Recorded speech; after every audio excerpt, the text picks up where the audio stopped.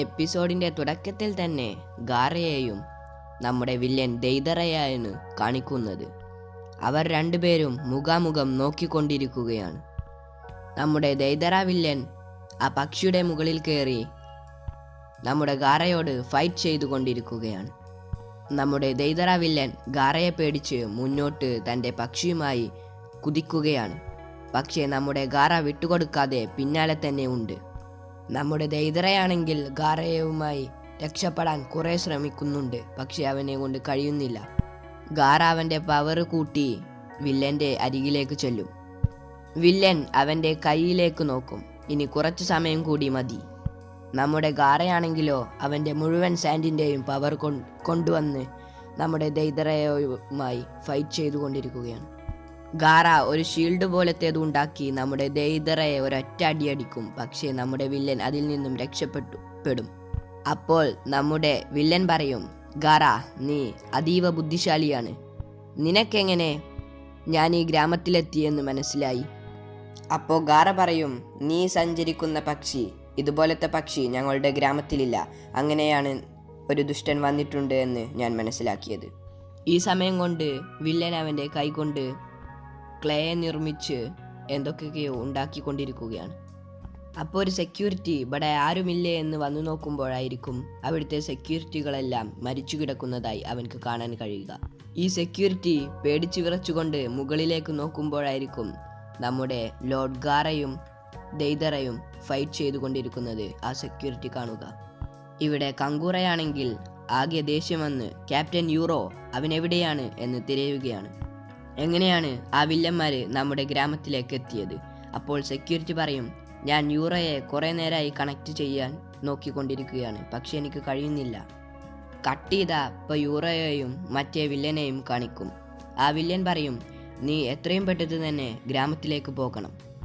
നീ പോയിട്ടില്ലെങ്കിൽ നീയാണ് ഞങ്ങൾക്ക് ഹെൽപ്പ് ചെയ്തത് എന്ന് അവർക്ക് മനസ്സിലാകും. കട്ട് ചെയ്താൽ ഇവിടെ കങ്കൂറയാണെങ്കിൽ ഈ ഗ്രാമത്തിൽ എന്താണെന്ന് നടക്കുന്നത് ഒന്നും മനസ്സിലാകുന്നില്ല. ഗാറ എന്ന് വിളിച്ച് അവൻ്റെ ഓഫീസിലേക്ക് ചെല്ലുമ്പോഴാണ് ഗാറയെ അവിടെ കാണില്ല. അപ്പോൾ അവിടേക്ക് വേറൊരു സെക്യൂരിറ്റി വന്നിട്ട് പറയുകയാണ്, ഗ്രാമത്തിൽ വലിയൊരു യുദ്ധം നടന്നുകൊണ്ടിരിക്കുകയാണ്. നമ്മുടെ ഗാറയും വേറെ ഏതോ ഒരു വില്ലനുമാണ് യുദ്ധം ചെയ്യുന്നത്. നമ്മുടെ കങ്കൂറ ജനലിൻ്റെ ഉള്ളിലൂടെ നോക്കുമ്പോൾ ഗാറ ഫൈറ്റ് ചെയ്യുന്നത് അവൻക്ക് കാണാൻ കഴിയും. അപ്പോൾ നമ്മുടെ വില്ലൻ പറയും, ഇനി മതി, ഇനി ഞാൻ എൻ്റെ യഥാർത്ഥ പവർ കാണിച്ചു തരാം എന്ന് പറഞ്ഞ് അവൻ ഗാറയുടെ കുറേ ഫോട്ടോസ് അവൻ്റെ കണ്ണുകൾ കൊണ്ട് എടുക്കുന്നുണ്ട്. അപ്പോൾ നമ്മുടെ ഗാറ ആ നാട്ടിലെ മുഴുവൻ മണലുകളിലും മുകളിലേക്ക് പൊക്കി റൗണ്ട് ഷേപ്പിലാക്കി വില്ലനോട് ഫൈറ്റ് ചെയ്യാൻ റെഡിയായി നിൽക്കും. അപ്പോൾ നമ്മുടെ വില്ലൻ പറയും, ഞാൻ ഇവിടേക്ക് വന്നത് വലിയൊരു തെറ്റായിപ്പോയി.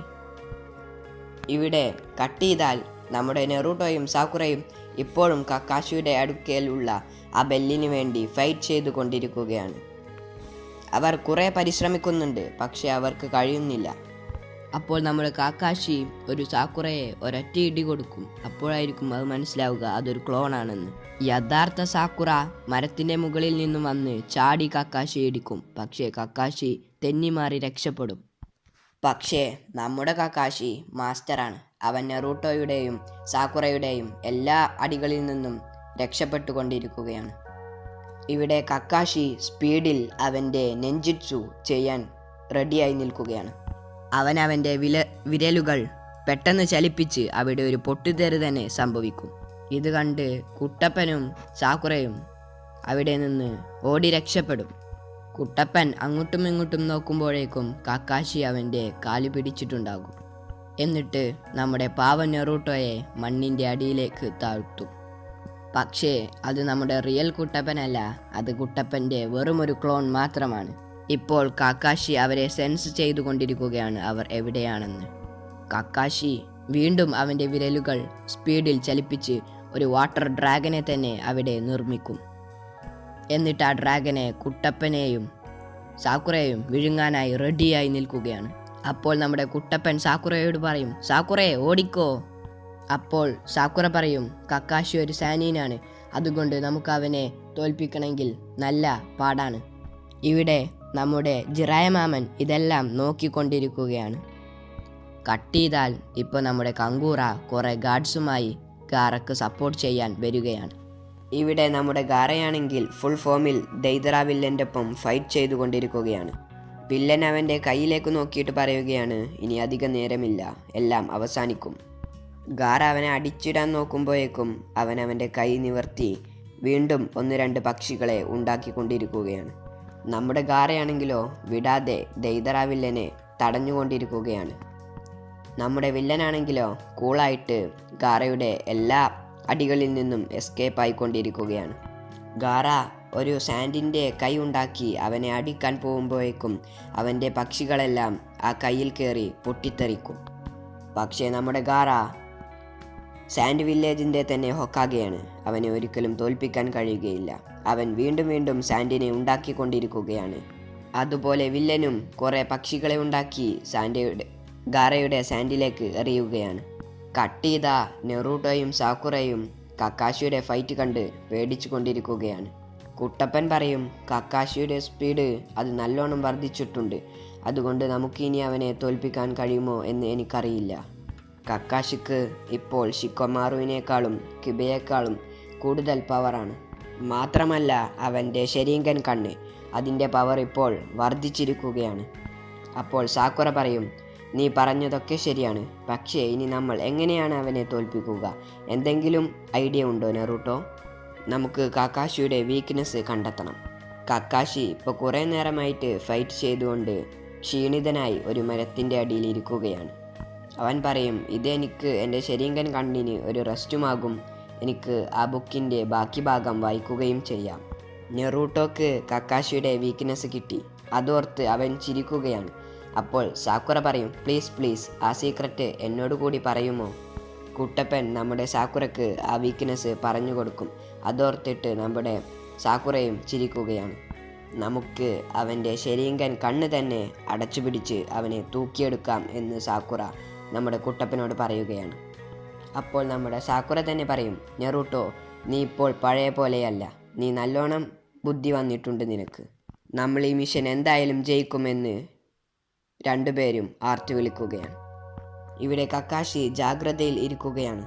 അപ്പോൾ നെറൂട്ടോ പറയും, ഇപ്രാവശ്യത്തെ ഫസ്റ്റ് മൂവ് അത് നമ്മുടേത് തന്നെ ആയിരിക്കണം.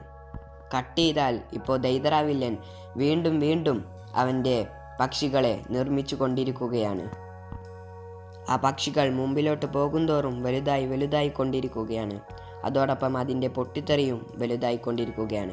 പക്ഷേ ഗാറ ഇതൊന്നും മൈൻഡാക്കാതെ ഫൈറ്റ് ചെയ്തുകൊണ്ടിരിക്കുകയാണ്.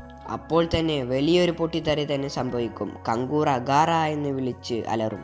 അതേസമയം ഇവിടെ കക്കാഷി സാക്കുറയുടെയും നെറൂട്ടോയുടെയും മൂവ് തിരിച്ചറിയും. എന്നിട്ട് നെറൂട്ടോയും സാക്കുറയും ഉറക്കെ വിളിച്ചു പറയും, കുട്ടപ്പ, നിന്റെ പവർ പുറത്തെടുക്ക്.